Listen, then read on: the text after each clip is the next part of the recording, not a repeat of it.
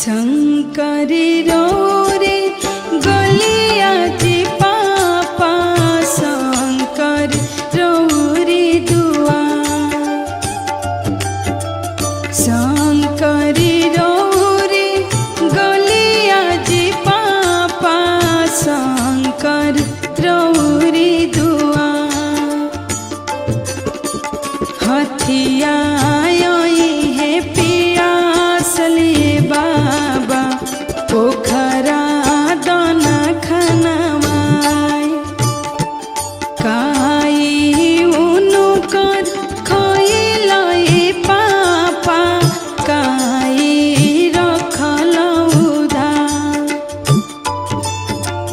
काई उनुकर खइलाए पापा काई रखल के कारा करने बोलू हरलाए पापा